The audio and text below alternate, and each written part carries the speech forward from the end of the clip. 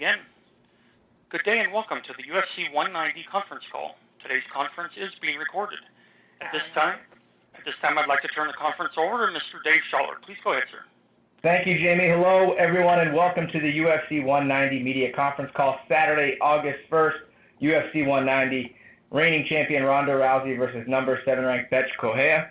Let's go ahead and get started, Jamie. We'll get right into the first question. And if you'd like to ask a question over the phone, please signal by pressing star 1 on your telephone keypad. Once again, that's star 1. And we'll pause just a few moments to allow everyone an opportunity to signal. Jamie, we can go ahead with Lance Pugmire from the Los Angeles Times. And we'll take our first question from Lance Pugmire. Hi, Rhonda. How you doing? I'm good. How are you? Real good, real good. I just wanted to ask you, one of the things that has made you so unique is your willingness to sort of, take on those assignments that perhaps some champion fighters would be reluctant to take. I mean, coming back within about 56 days for McMahon, and then, now going to Brazil for Bethe. What makes you do that? Do you feel a responsibility as a champion to do basically whatever the UFC needs to help grow the sport?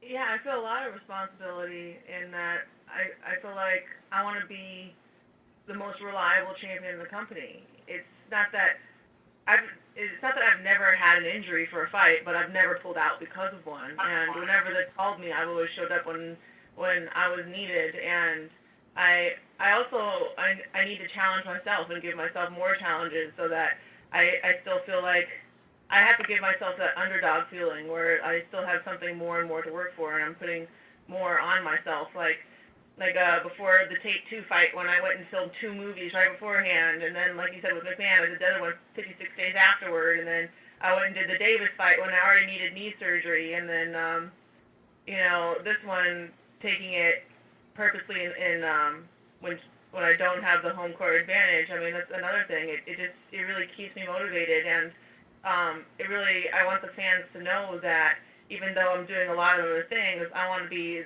the most active champion out there as well. Great. One of the things that Dana White spoke about in praising you was your durability. Do you have a great explanation as to why you possess that? My durability? Well, yeah. After 2 Olympics, and I've been doing this for so long, it's not like I walked into a gym one day with, I was like, my boyfriend was a fighter and I decided to give it a try. This is like my life. I spent my whole life doing this. And I was just telling a story the other day when I was I think 12 years old. My judo coach Justin, me and him were being coached by his dad, and we were at this training camp, and we had to pull ourselves across the mat. I think we had to do 30 laps back and forth across the mat, pulling ourselves on our arms, on our stomachs. And we burned all the skin off of our elbows, and we were all bleeding through our gis. I remember one of my friends threw up at the end of the day. We trained for 6 hours, and we're 12-year-olds. I've been doing that kind of gnarly stuff for so long that it's I feel so pampered and spoiled now that I'm a professional athlete. I mean, what he calls durability, I call it just being well taken care of and making my job a whole lot easier. Great. Thank you so much for your time. I appreciate it. No problem. And we'll take our next question from Mitch Abramson with New York Daily News. Hey, Rhonda, how are you? Rhonda, you've been very outspoken in your comments about Floyd Mayweather, especially at the ESPYs, and I'm wondering, lots of other athletes haven't been as outspoken about Floyd compared to you, and I'm wondering just what's behind it. I mean, do you not see him as a good role model? No, it was more of a response from the ESPYs the year before that when he made some snarky comments about me, and it was a day after surgery. And I was sitting on my couch, and I was just thinking, one day I'm going to have my opportunity to say something back, and I'm going to wait till I beat him in something. And I told myself that day, I was like, I'm going to beat him for best fighter one day, and he won't be able to pretend to not know who I am. And if I didn't win this year, I would have waited a whole other year, or a year after that. I would have waited 4 or 5 years if I had to. But it turns out I didn't have to wait that long. But Ronda, but the comment you said about him, now Floyd knows how it feels to be beaten by a woman. Was that referencing his past history of domestic abuse? I would think that's pretty obvious. Okay. All right. Thank you, Ronda. Okay. We'll take our next question from Damon Martin with Fox Sports. Hey, Ronda, thanks for taking the time. My first question is about this last week, and I don't want to take the attention away from Bethe Correia, but I have to ask, did you get to see, I know Dana said he was tweeting you updates, but did you ever get a chance to see Miesha Tate's performance, and what did you think about her earning the next shot at the title? I didn't see it. Yeah, Dana was texting me about it because I was about to go train at the time. But, I'm not surprised. She's a great competitor and a great athlete. I've always said amazing things about her as a fighter. And, I need these other girls. It's not like I could do this by myself. I need a dancing partner. And the analogy I use a lot is like, these girls are like plants. Sometimes you can grow a crop and you can harvest it year after year like Miesha. And sometimes you harvest it once and it'll never grow back. Like, I don't think Bethe will ever come back after this. But, I think this might be the final season that I can harvest the Tate crop. I mean, there's got to be a part of you. I mean, you beat an opponent so many times, at some point maybe it doesn't become interesting to you. I mean, is there still an interest in a third fight from you? Is it really just a matter of the UFC that's the fight they're going to make, so you're going to fight it? I mean, I'm just curious, your interest in fighting her a third time. Well, there's fan interest, so then there's my interest. I mean, I'm interested in just defending my title as many times as I need to before I feel like I'm done. And if she's the best competitor and she's who the fans want to see, then yeah, I'm extremely interested in doing it. I'm an entertainer. I'm not just here for myself. So if that's what people want to see and she's the number one contender, then yeah, I'm totally down that she's the one that has piqued my interest after I'm done beating Bethe. And last question, obviously there's been a lot of build up to this fight with Bethe, from her beating your teammates and kind of calling you out to obviously the controversial comments she made about the suicide comment. I mean, at what point did Bethe Correia, would you say, cross the line? Did she really kind of get under your skin? I mean, this seems like a much more personal fight for you than maybe some past opponents have been. I think everything up until the suicide comments could have been understandable from a marketing point of view, but once she said that is when it really crossed the line and became truly personal for me. Thank you, Ronda. No problem. We'll take our next question from E. Spencer Kite with the Province. My question's for Ronda. You had said at South by Southwest that you can't control the perception of you in the public, and that you don't want to assign yourself the label of a role model. But you've also always wanted to set a good example for your younger sister and the younger females in your family. With that in mind, do you take time to reflect on sort of where you're at from that standpoint, and sort of how do you see yourself in terms of perception and maybe in that role model sense? Well, for them, I try to show my little sister and my nieces and my nephew that ambition and hard work is a good thing, and that it pays off, and that honesty is a good thing, and it's always worth it. And how much pride do you take and enjoyment do you take, and do you sit back and reflect on sort of where you're at in being part of this, I don't want to say revolution, but uprising of female athletes that are starting to get some recognition? Obviously, your Sports Illustrated cover, the great things Serena Williams has been doing. You sit back and take some of that in and reflect on it yet, or is that a down the road once the career's over situation? Well, I think revolution is the right word. I do believe that there's a cultural revolution happening, and I'm so proud to be one little part of it. But the time for reflection, I mean, they're few and far between. Like, after the ESPYs, I had to go straight home and, make my training camp meal, and I really was not allowing myself to enjoy it until after I beat Bethe, and then I'll have 1 week to kind of revel in everything, and then I kind of have to reset and start the cycle all over again and get ready to beat Miesha, So, I mean, there's, like, little pockets where I can really revel and appreciate everything, and then I have to really mentally put myself back in the space where, okay, things are awesome, cool things have been done, there's more things to do, and then start breaking the next goal into pieces and taking care of every one of those pieces along the way until, I have my next big challenge after that. So the last piece of this challenge is I'm just going to beat Bethe in the most fantastic and entertaining way possible, and then I can think about how great things are, and then I can think about, okay, what's the next step? One last one. For this camp, you decided to sort of go the Rocky IV style, you've said, and isolate yourself and really train hard. What made this fight specifically be the one where you kind of broke away a little bit and secluded yourself as opposed to some of the other ones? Well, I was kind of going nonstop between the last fight and this one with the book tour and everything like that, and the Entourage premiere and all those kind of things.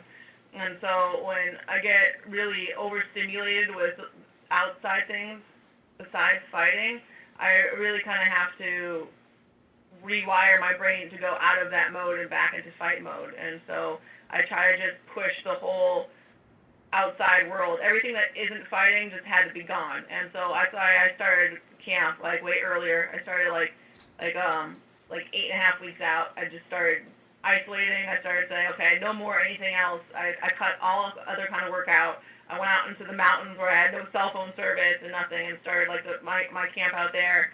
And then even when I came home, it was nothing but the gym and home. And it was actually really refreshing in a way. I felt really rejuvenated by that, and it really reaffirmed the fact that my hunger to fight is still there, and it's still the thing that holds that I have the most passion for more than anything. Awesome. Thanks for the time. Thank you. Our next question comes from Matt Jewell with Boston.com. Ronda, my question is, so of course you're obviously not going to be looking past your opponent this weekend, but looking at those sort of next steps you were talking about, obviously it was recently announced that you're going to be co-starring with Mark Wahlberg again in Mile 22. Is the next move back in the octagon, or are we going to see you back on the silver screen? And what are your thoughts on reuniting with your Entourage co-star? Here's pretty much the plan. I'm going to beat up Bethe, then I'm going to take a little, a couple of weeks to rest, and then I'm going to go beat up Nisha, and then I'm going to go and, I don't know, Thailand or wherever we decide to film. I'm going to prep for a month and start filming for 8 to 10 weeks, and then go beat up the next chick. That's pretty much my plan. As for working with Mark Wahlberg again, he's absolutely amazing, such a cool guy. It's really nice to be able to meet people that have been able to sustain a public lifestyle and still stay really normal and cool and grounded, good people, and he's an amazing example for me. And so I'm not just excited to create something with him, but I'm really excited to learn from him and really be able to handle this kind of lifestyle with some of the grace and poise that he has. Definitely. And before you went into the UFC, before the UFC even had a women's division, you were saying you're very vocal about how you were going to become the champion. Do you have any similar lofty goals for how you want to leave a legacy in Hollywood, or is that too far ahead in the future from what you're doing now? There are things I want to do that have never been done before. I want to be the first person to be able to, in one long shot, I wanted to be able to do. I want to learn how to do car chases. I want to do car stunts. I want to do high falls. I want to do fights on my own. So I want to be able to do the first person ever to be able to do a fight scene, a car chase, and a high jump in one long shot with no stunt double, nobody else doing it. And so there's some little pieces of history that I think are yet to be made in Hollywood that I can do it. Awesome. Thanks for the time, Ronda. No problem. And again, if you'd like to ask a question, that's *1 on your telephone keypad. And we'll take our next question from Brett Okamoto with ESPN. Hey, Ronda, thanks for taking the time today. One of the things you spoke about leading up to this fight is, perhaps prolonging it and making it, more embarrassing, more grueling kind of fight for Bethe. And the first thing that came to my mind, hearing you say those things is how does Mom feel about that? Because that's what you've always said when you've gotten questions about prolonging a fight is that you want to get in and out as soon as possible and not take any damage because your mom is watching. So what has she told you, and what has her take been on your comments about possibly prolonging this one a little bit? To be honest, my mom's pissed, and she doesn't want me to do it. She chewed me out, and she wants me to end it as quick as possible still, and I promised her that, I'm not going to, I'm going to be fine. I'm not going to take any damage. And if it goes any longer, it's just because I'm punishing her more, and I am not going to purposely not finish her if I see something, but I could still drag it out and make the finish just a little bit more, thorough. Okay. And this is a question you get a lot, but what is, your take on it, on that topic, going into the fight, just the fact that you're finishing fights so quickly, consumers are paying money to see these fights and they're ending so fast. I mean, do you feel almost a need, you used the word earlier in this call, entertaining. Do you feel like you need to entertain more, or do you feel like you're entertaining enough that these 14-second fights, they're well worth, the money that people are paying for these pay-per-views? Well, I get really, mixed feedback. It's 50-50 where people tell me, can you break your own record, and can you do it faster, or can you make it longer? And so I think that the fans and the people are aware that they're watching history. And even if it's a short fight, it's a historic short fight.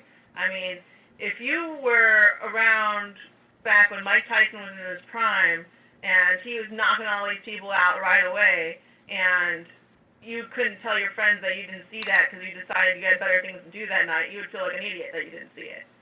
Yeah. Because you could have. And I think it's gotten to the point where people are becoming aware that this is a very, very special time. And if they decide to do something else that day, it's going to be a moment that they could have witnessed and didn't.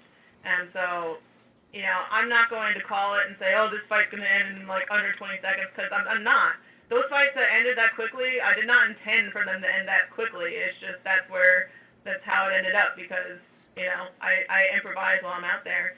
So, I'm ready for a 5-round war. That's how I walk out there, and that's what I prepare for. And who knows what's going to happen.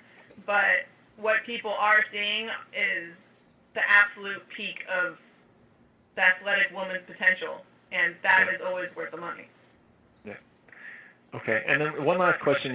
One thing you hear about in the sport when people are going through a training camp is, when they don't want to get up in the morning, but they're like, it drives me crazy thinking that my opponent might be up and that he or she might be running, or I don't want to do the last round, but I'm paranoid that the guy I'm fighting on that date is doing that last round. And I wonder if you ever get that feeling, or if your motivation just comes from something completely different, or are you in the gym sometimes thinking, well, Bethe might be going until 11 p.m. tonight, so I have to do the same thing. Do you ever get those feelings, or does that not happen for you? I've been getting those feelings ever since I was a little kid. My mom told me the story. I was 15 years old, and I already trained 3 times that day, and it was almost midnight, and I was walking out the door to go running.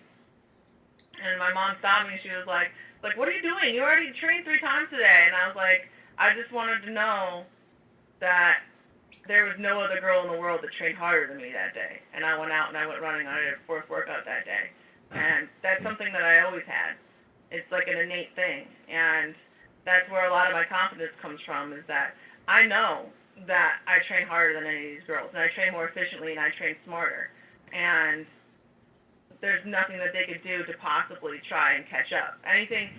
If anything, with every fight, they fall farther and farther behind, and their own insecurity of trying to keep up with me actually ends up with them being overtrained. Because if they try to train as much as I do and as hard as I do, they will end up being overtrained. And so it's actually better for me for them to have that insecurity in their mind and try to push themselves farther than their body will allow, because my body is just capable of taking more. Okay, awesome. Thank you, Ronda. Thanks again for the time. Appreciate it. And we'll take our next question from Liam Ducey with Fairfax Media. Hi, Ronda. Thanks for your time today. Ronda, your emergence as the UFC's biggest star has really helped the UFC gain traction in Australia. There's been a lot of speculation about the November card, and your name has been thrown around a lot.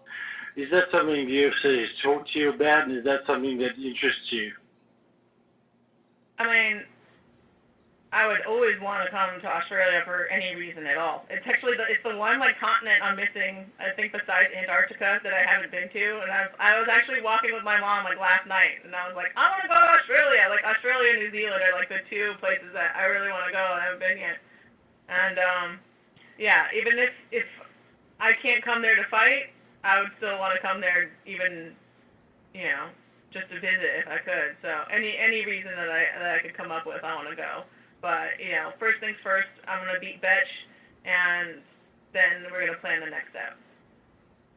So,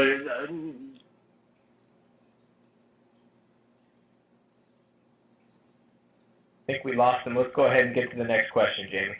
We'll take our next question from Alex Oates with Herald Sun. G'day there. My question's for Ronda. The last caller, I guess, stole my thunder a little in terms of Melbourne, UFC 193. Just to add a little bit to that, Ronda, so is there a chance your next fight after Bethe could be Miesha Tate in Melbourne, UFC 93? There's a chance that I could be under 56 days from now. So, yeah. There's definitely a chance. I wouldn't be surprised by anything. I wouldn't be surprised if they asked me on the mic right after I got done beating the crap out of Bethe if I'd want to go fight in Australia. Nothing would surprise me now.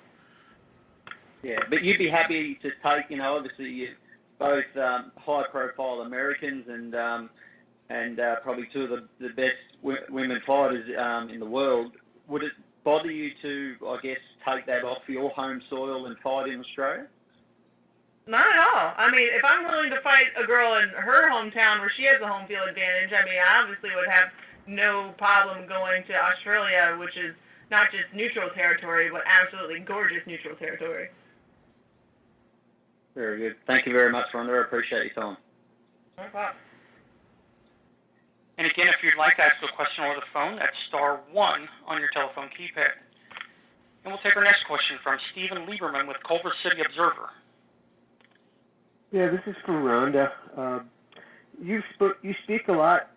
You've spoken a lot during this press conference about your childhood, and I was curious if you could elaborate a little bit on that and tell us what age were you when you got interested in martial arts, and who was your inspiration, and who were your role models and influences, fighters out there at the time, and how you developed such great confidence. Well, I started judo when I was 10, and my first tournament was on my 11th birthday, so I usually count it from there. And my main inspiration was my mother. She was the first American to ever win the World Championships in judo, and it's really easy to think that you're capable of anything when you have a world champion walking through your living room,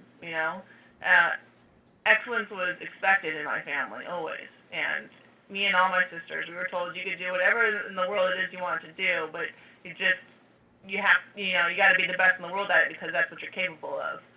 And my confidence really just came from years and years and years of hard work. And, I would be, 11, 12 years old, and I would fight in 2 different tournaments in a weekend in 3 divisions in both tournaments, and then, so that's 6 divisions in a tournament, and probably 4 matches in each, and that's just every weekend or every other weekend when I was a kid. So I've had thousands and thousands and thousands of matches and so much more competition experience than these girls could ever have. How many matches does Bethe really have? Under 10 in her whole life in any sport?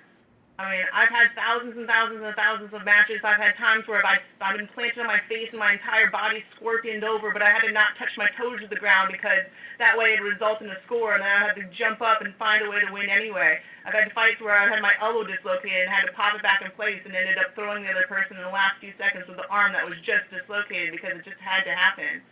I've been in every single situation that you possibly could think of. I've been as sick as possible and still come out and won anyway. I've had fights where I had such a terrible weight cut that someone jumped on top of me and ended up throwing up in the middle of the match, so I had to wipe it up with my own arm, under me, so the referees didn't see it, and I wouldn't get disqualified, and I still came up and smelling of vomit, I fucking won anyway.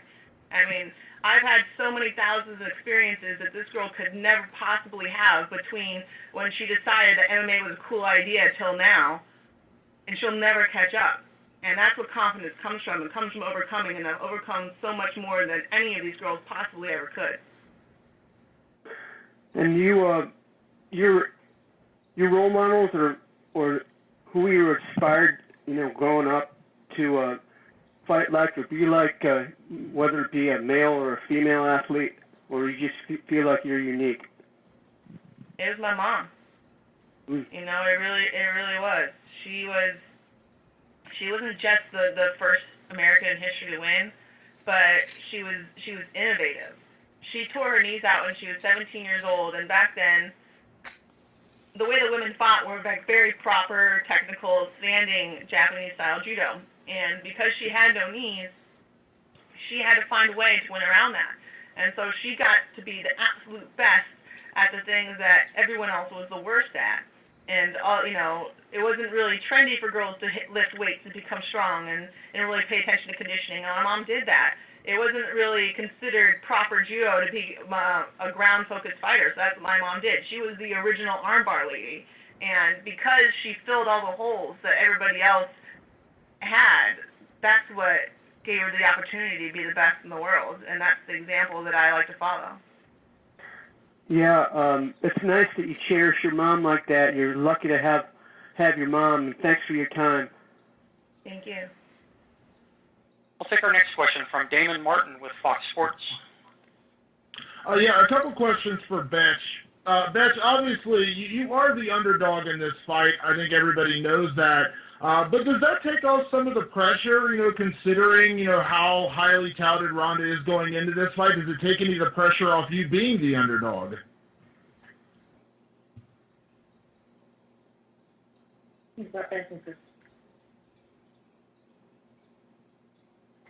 Christina, are you still there with Bethe? Yes, she's going to national. Okay. Eu sempre estou acostumada a ser a zebra, para mim é totalmente normal. Eu acho que, pela minha história de vida, quem conhece a minha história de vida, não se surpreende. Eu tive que enfrentar o mundo, enfrentar a família, enfrentar até a razão, a lógica das coisas. Então, para mim, ser a zebra, para mim, não vejo nenhuma desvantagem. Entendeu? Até porque a pressão maior é para a Ronda. Eu não tenho nada a perder, ela se tornou a perder. Eu só tenho a ganhar, eu só tenho a conquistar o meu sonho. Então, eu não vejo nenhuma pressão, eu estou muito bem. She said she's used to being the underdog because of her life story, of what she had to face to get where she is today. And so being an underdog is not a disadvantage for her. By the contrary, the disadvantage is for Ronda because she has what to lose, and she doesn't. By the contrary, she has a belt to win, and Ronda has it to lose. And I know that, obviously, we know you are a striker. You like to look for the knockout. Have you seen any tendencies, without giving away your game plan, but have you seen tendencies or weaknesses in Ronda's striking game that you feel like you can expose?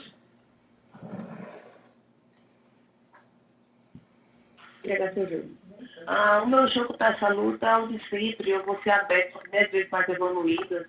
Né? Então, assim, o jogo da Ronda é sempre muito falho pelo fato dela sempre buscar sempre a mesma coisa em todas as lutas. Né? Então, assim, ninguém nunca viu Ronda trocar, ela nunca trocou com ninguém. Então, eu adoraria que ela cumprisse essa palavra realmente e viesse realmente a trocar um MMA comigo, de verdade. Eu acho que ela disse que tentou perdurar isso com a Micha Tate, mas eu não vi isso. Eu vi ela sempre tentando derrubar a Micha Tate os 2 rounds inteiros. Então, se ela viesse tentar, porque ela entra no jogo mais completo, no jogo do MMA completo, vamos ver o que vai dar. Eu acredito muito que eu vou conseguir nocauteá-la o mais rápido possível. Acho que no primeiro round eu quero nocauteá-la. She said that Ronda has always the same game, and they'll find the same Bethe, but 10 times better. And she said that Ronda's game is failed because she's always searching for the same thing, to go in the ground. And she hopes that Ronda keeps her promises, that is to really fight, to trade MMA fight with her and not go directly to the floor. She wants her to maintain her promise and not do what she always does, because she has she's not the fighter that always goes to the ground, as Ronda is. And last question for Bethe. Obviously, Ronda has been a dominant champion, the most dominant champion in the UFC. If everything goes well and Bethe wins this fight, is she open to giving, obviously Ronda getting an automatic rematch? Would she be okay with that idea of fighting Ronda twice in a row if she's victorious this weekend?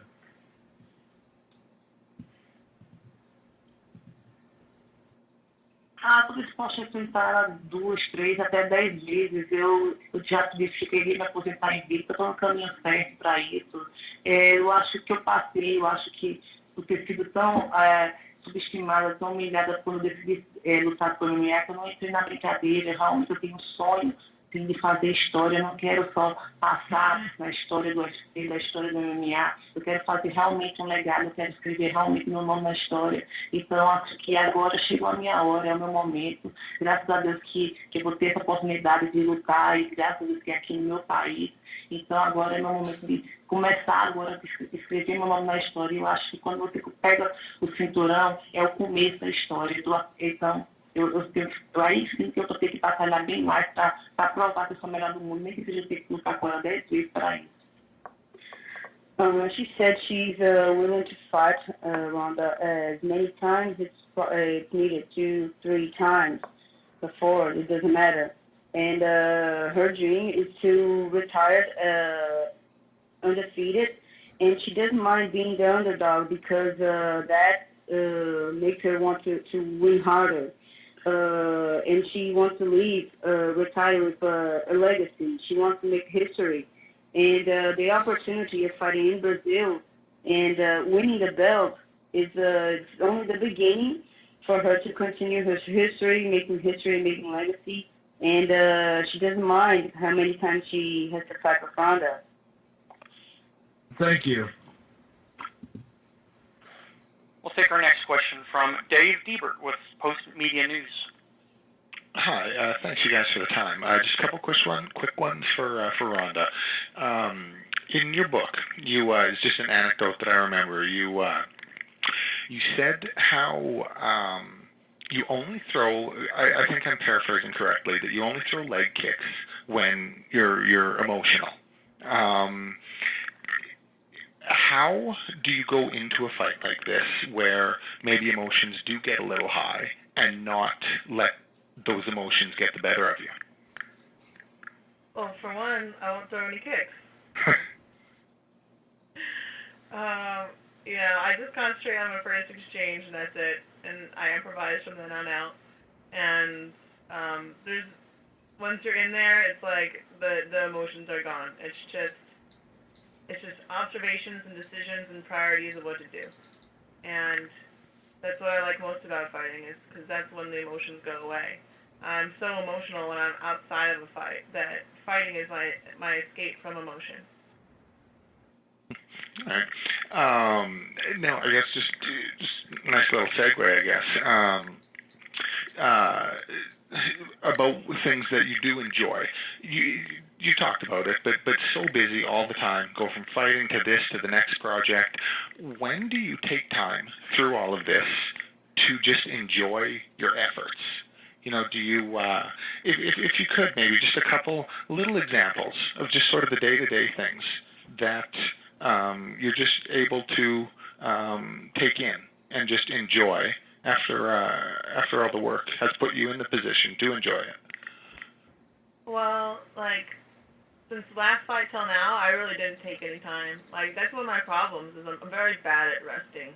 And that's why this fight actually went through, I consciously, like, I'm like, okay, I'm really going to rest this time, because I have this problem where, like, I'll go win, and I'll go defend my belt, and I'll be at the gym, like, 2 days later, because I just don't know what else to do with myself.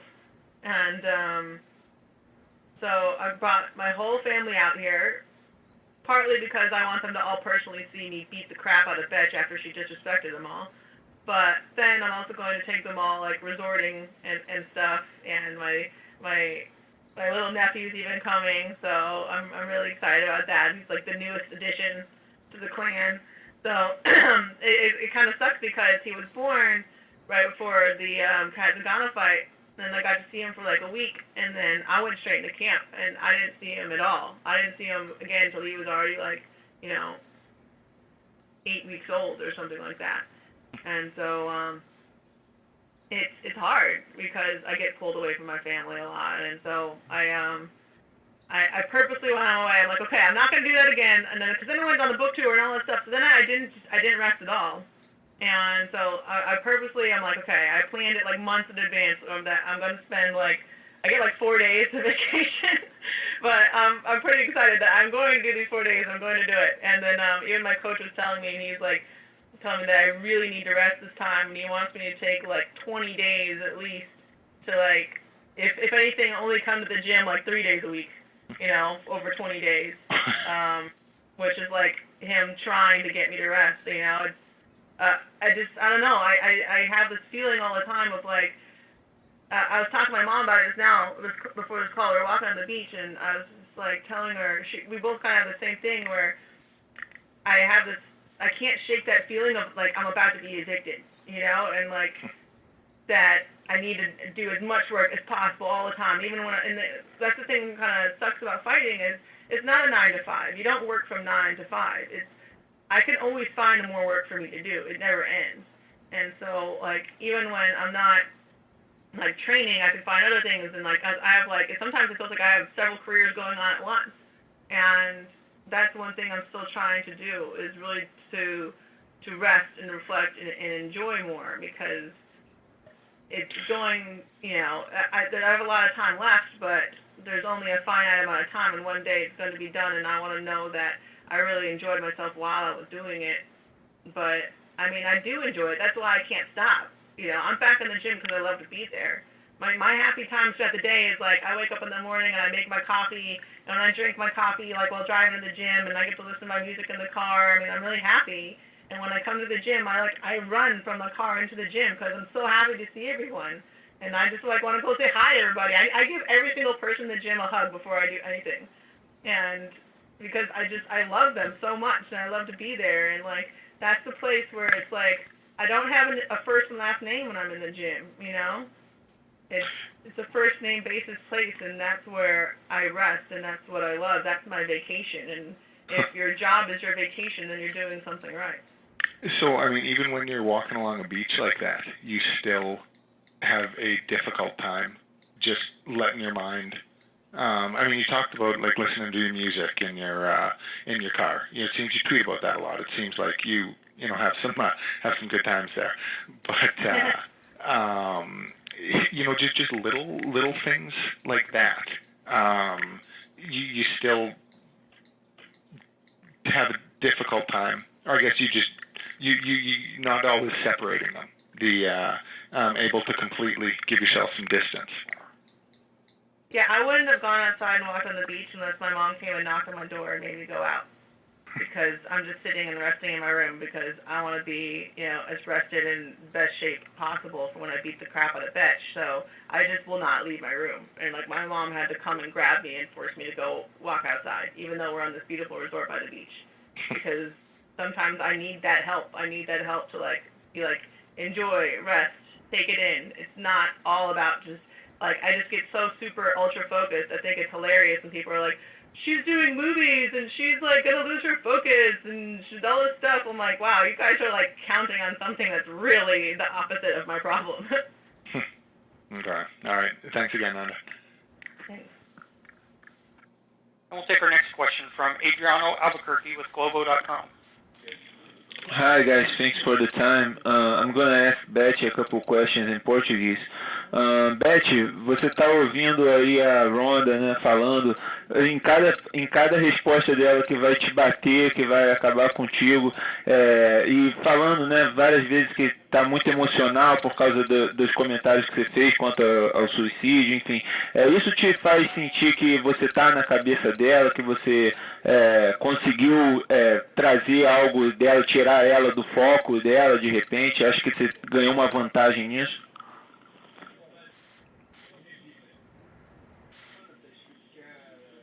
He asked if she, when listening the comments of Ronda, that she's going to hit her, she's gonna knock her down.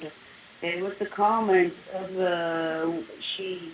with the suicide, she felt that she was inside Ronda's head, and that makes her in a kind of an advantage. Repete a pergunta, por favor.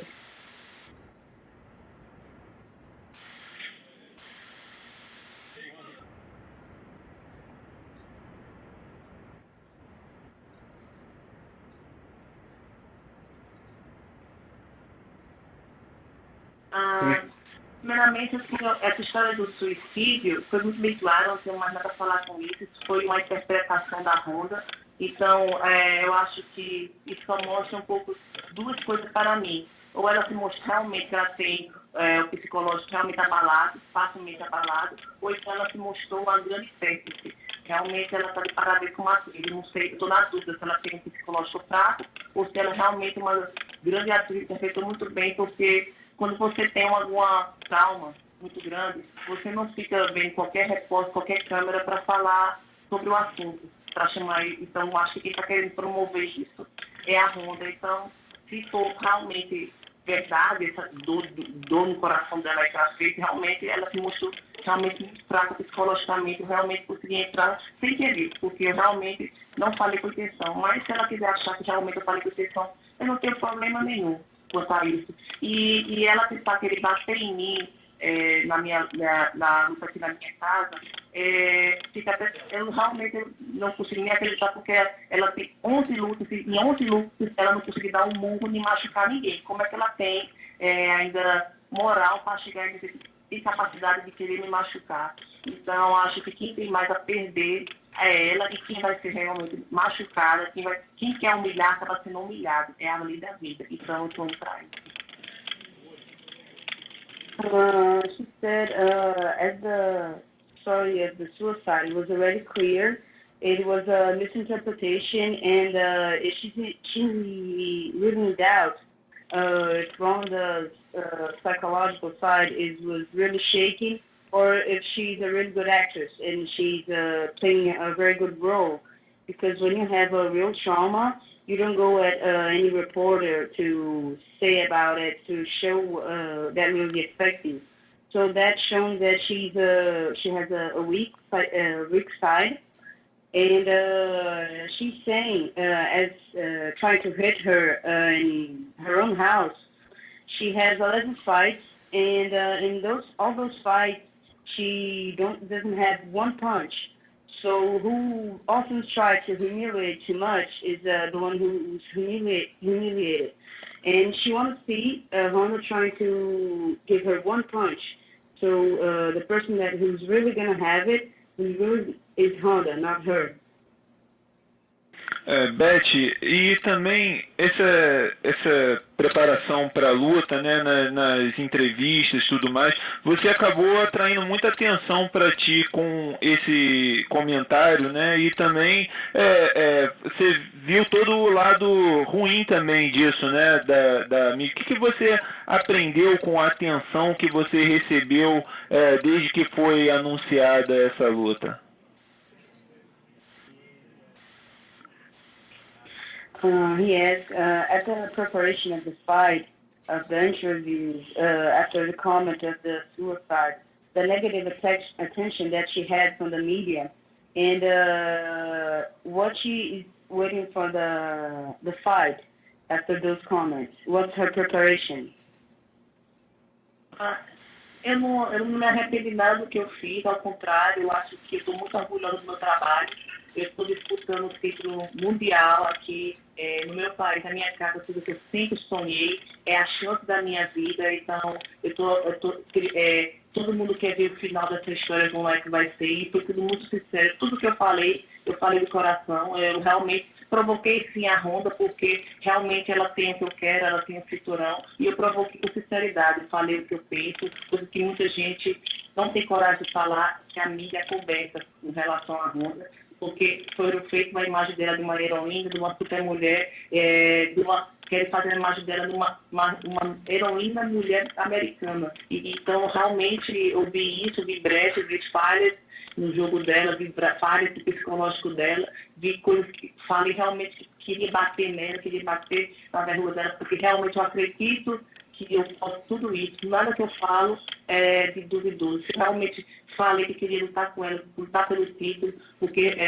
realmente eu me senti capaz de realizar esse meu sonho. Então, eu só fiz aprender coisas boas com isso. Eu não me importo se os sonhos dela ficam tristes comigo, eu não tenho problema. Quando eu estiver com o cinturão no meu ombro, eles vão me escutar melhor e vão ver que eu estava certo, com razão em tudo isso que eu falei. She said that she's not regret of anything she said, no comment. She's for sure. She's very proud of her job and of her work as well. And this fight is a opportunity for her life because she's fighting at home. She's going to win at home, and everything was honest, was sincere, and she provoked because because Ronda has what she wants, it's the belt, and she's going after it. And the media made of Ronda an image of the American hero woman. And she's always saying that she can hit her, that she can knock her down, that she can finish her. And she said that she can do all that. She can beat Ronda because she's seen flaws. She's seen her weak psychological side. And she knows that she will win. And when she wins, the Ronda fans that were disappointed with her, and they'll listen to her more and they'll pay more attention in who she is. Obrigado, Beth. Thank you, guys. And we'll take our next question from Bruno Silva with UOL. Hi, guys. I will do a couple of questions in Portuguese for Bethe. Oi, Bethe, tudo bem? A trocação sempre foi seu ponto forte, mas é bem difícil acertar a Ronda. Você acredita que tem alguma chance se essa luta for pro chão, de vencer? E como é a sua primeira luta de 5 rounds, você se vê preparado para caso for por decisão? He asked the provocations and showcations that happened will affect the fight, and it's her first fight with the opponent that always fights to the floor. And she said, he asked if she really has thinks that she has the opportunity to win.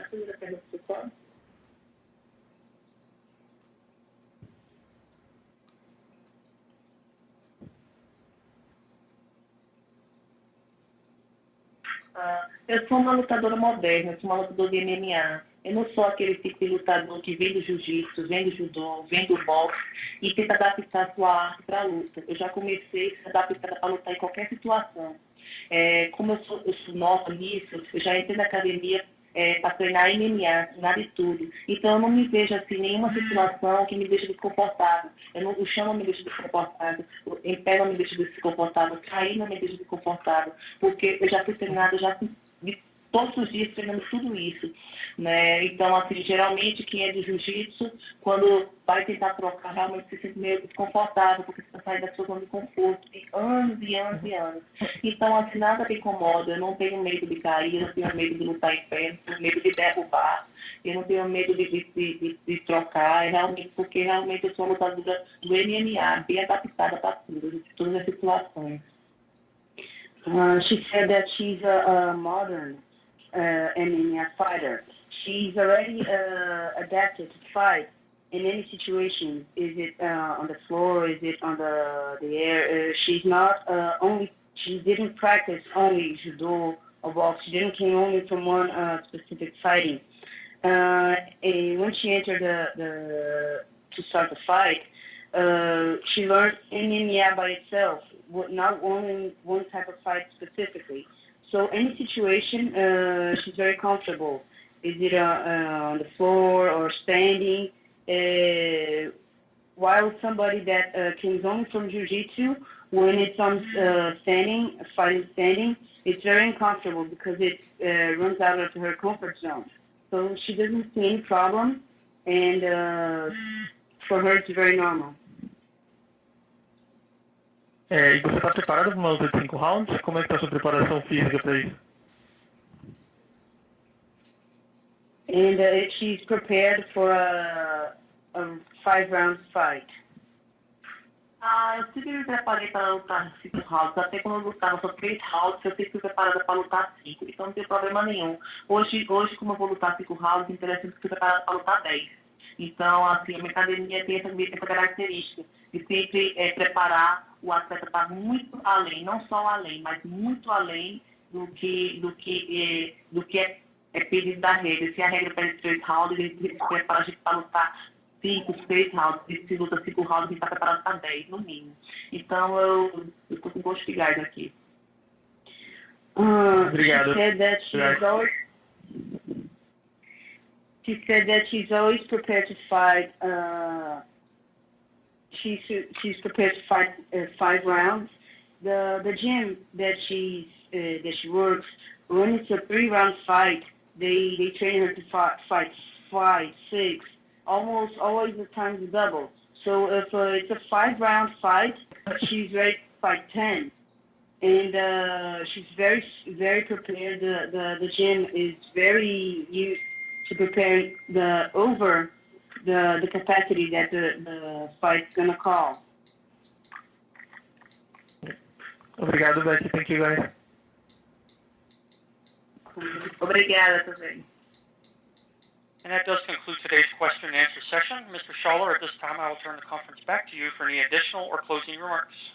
Thanks, Jamie, and thank you to Ronda and Bethe for joining today's call. Safe travels to everyone making their way to Rio. Our media events kick off on Wednesday. Have a great day. UFC 190 this Saturday live on pay-per-view.